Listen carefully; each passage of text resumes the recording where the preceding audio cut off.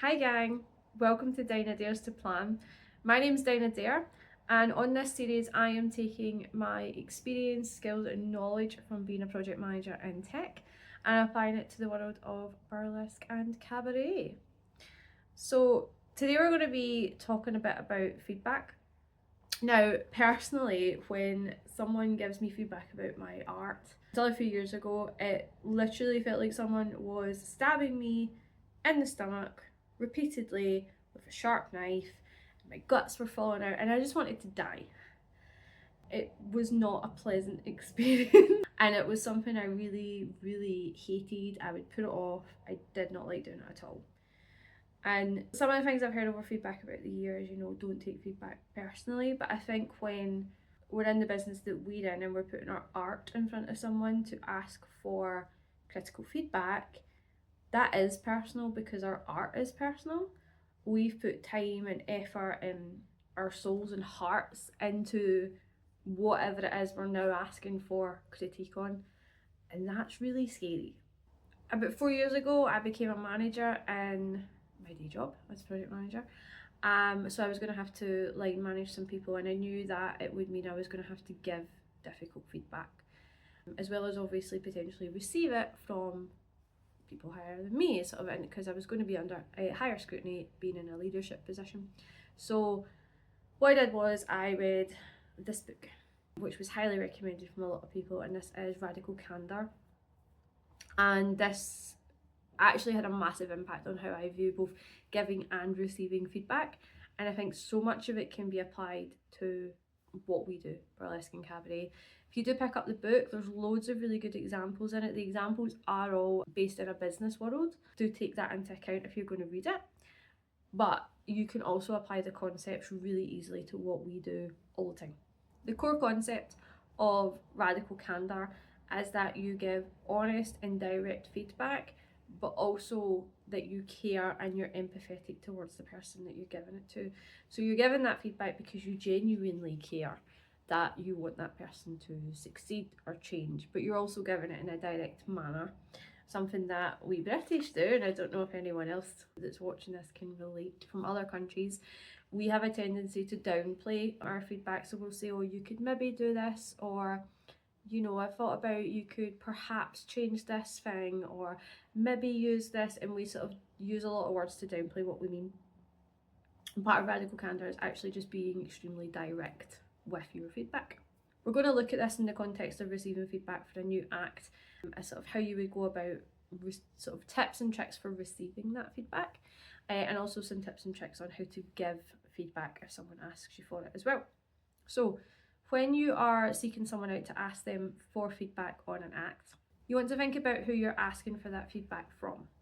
Is it someone that's obviously quite passionate about burlesque and the art form and wanting to see it succeed?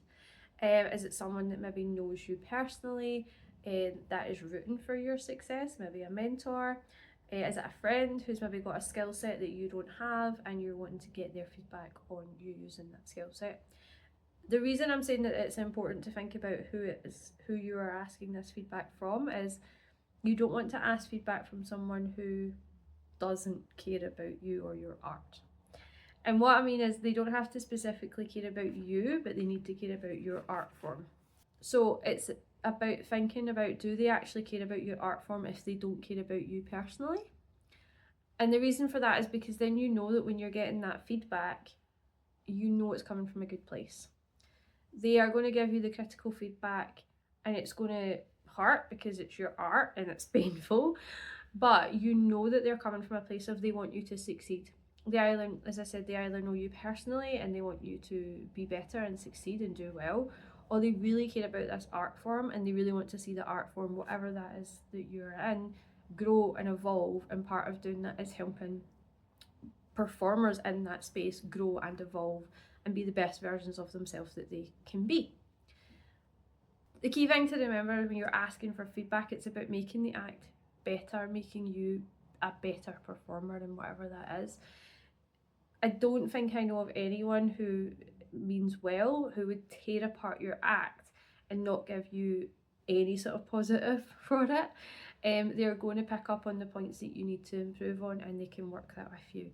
So it's just worth keeping in mind that they're not saying your act is terrible when you get that feedback. They are saying your act is good, your act is at this place, how can we make it better? And I think if you have that in mind, that definitely helps me. When I go to someone that I maybe really respect and I get their feedback, there's always a moment of panic before I either read it or I go on a session with them, because I'm like, what are they going to say? They're going to think this act is terrible. Oh my god, I'm going to go and crawl up in a ball and die because I don't want them to think I'm bad at what I do. But if I remember that actually the act is, you have to think in your head that you're starting from a point of this act is good, how can I make it better? And that helps me a lot. If you've come straight off of a stage and you go up to someone and you ask them for feedback, if you then get critical feedback in that time, it's probably not going to sit nicely with you. In that moment in time, you need to think, are you looking for genuine feedback, or are you looking for someone to say, yeah, you did really well, fantastic? You're looking for reassurance. There's an example of this in the book that actually makes me die a little bit inside every time I read it. It's quite early on in the book, and the author is talking about how she was presenting. It was quite a big presentation that she was doing.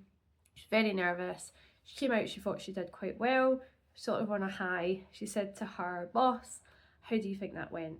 And her boss turned around and went, you said too much, it makes you sound stupid. If someone had to say that to me, I would literally crawl up into a ball and die.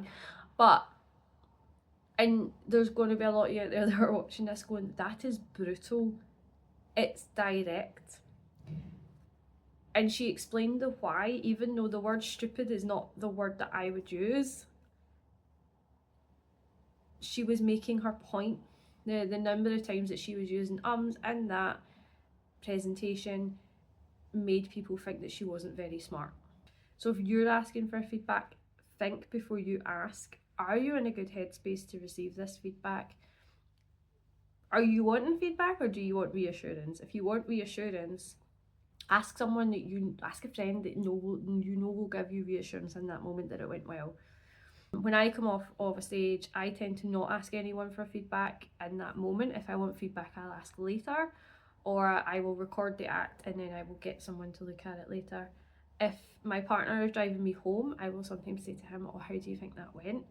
And we sort of deconstruct it a little bit. He knows me well enough to know when I've clearly messed up and I get inside my own head. So we can sometimes chat about that. He can maybe tell me, oh, you weren't quite as confident as normal, just because he knows me really well. But I'm far enough away from having done the act, even if it's only 30 minutes, I feel better rather than that immediate coming off the stage, you've got that adrenaline and you immediately get some form of feedback, especially if it's the first time you've done the act.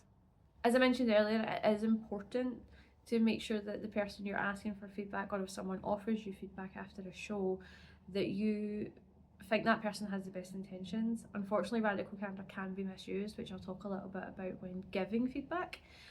But sometimes people can use it as an opportunity to tear you down, but say that they're just being direct and they're just being, they're just using radical candor. You see that in the business world a lot.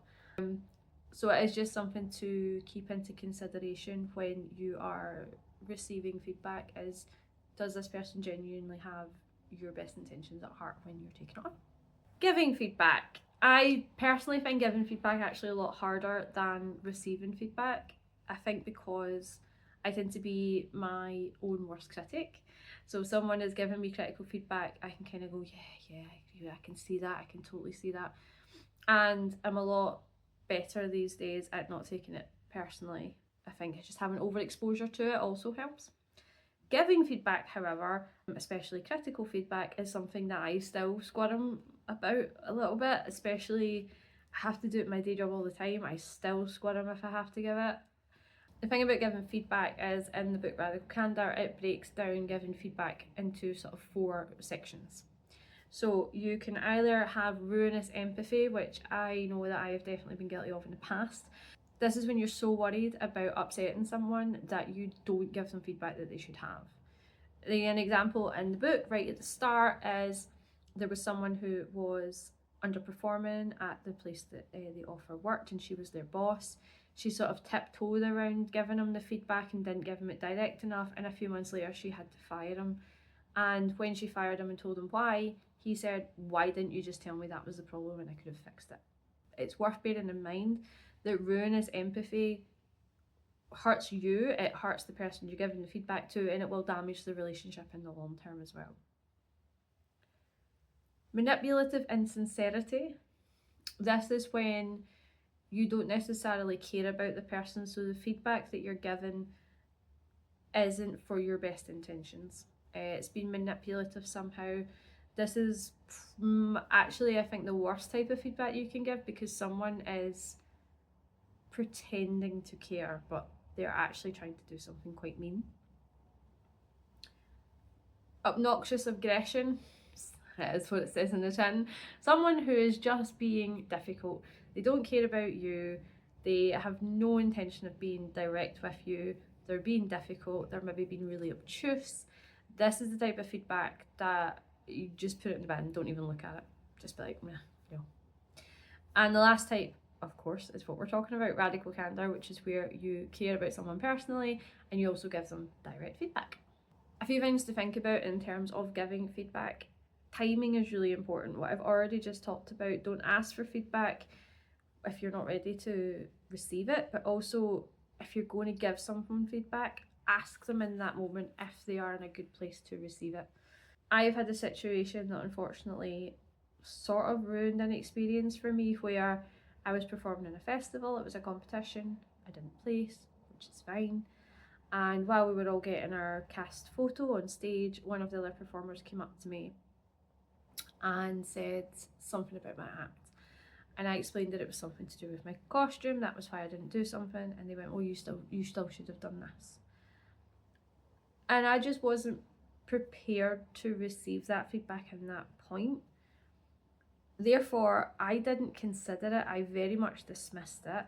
I was just like, "Who are you? Why are you telling me this? What the hell?" I ended up, there was a show on after mine, I actually left. I didn't see that show because it really put a damper on my mood and my whole experience, which is partly how I responded to it, but also that person, I do think that they were coming from a good place. I think they'd maybe had a little bit too much to drink, but it really ruined the experience for me because I was not in the headspace to receive that feedback at that point in time.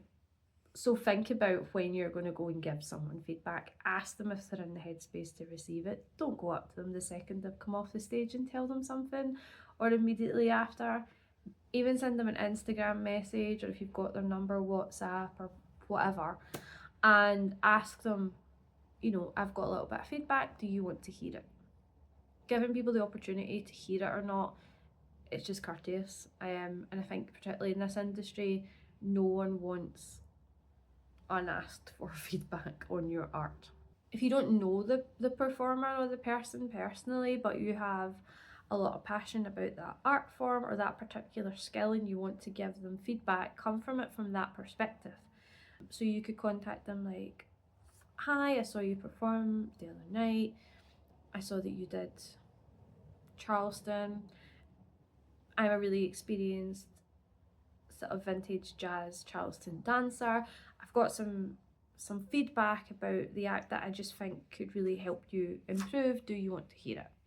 I think if you caveat it with you're coming from a place of you have experience or knowledge or interest or passion about whatever it is you're giving feedback from, it lets the person know that you're coming from that good place and you're not just attacking them, which unfortunately sometimes feedback can feel like that. If you do ask someone if they would like your feedback and they say no, don't be offended. That person's maybe protecting their headspace, protecting their peace in some way, or maybe they just don't want to grow and that's their choice. Can't force it. And the other hand is if someone comes up to you and says, "Can I give you feedback?" Please be empowered to say no. Even say not at this point in time, but "Can I message you later? I would still love to hear it, just not right now." There's nothing wrong with that. Just make sure that you know your boundaries and that you put them up, because feedback can hurt. So it's good to have those boundaries in place. The most important thing about feedback for me, both giving and receiving, is making sure that that feedback is actionable in some way. I think this is where the directness comes from. You don't want to be obtuse, you don't want to give them something that's very vague. I've had feedback in the past where, oh, you need to be, your movements need to be sharper. And I thought to myself, but I am being quite sharp, I'm not sure what that means. And I didn't get clarity at the time. And then there was another occasion when I was talking to someone and they said, your movements need to be bigger. And I went, I'm not sure what that means, can you please help? And then we unpacked that. It was on a Zoom call, we unpacked that, we talked about it, we actually went through and went, right, okay, well, what can we do here? What are we trying to convey here? What movement can we do? How can we make it? Because it's not necessarily physically bigger, it was about getting that expression across as well. And I needed someone to break that down because bigger didn't mean a lot to me. I was like, do you want me to stand like a starfish on the stage? I don't understand. So I asked and I got that clarification, and it's something I wish I had started doing earlier when it comes to feedback. If someone gives you something that you're like, I don't know how to action that, ask. And if you're given feedback, please try and make it actionable as well.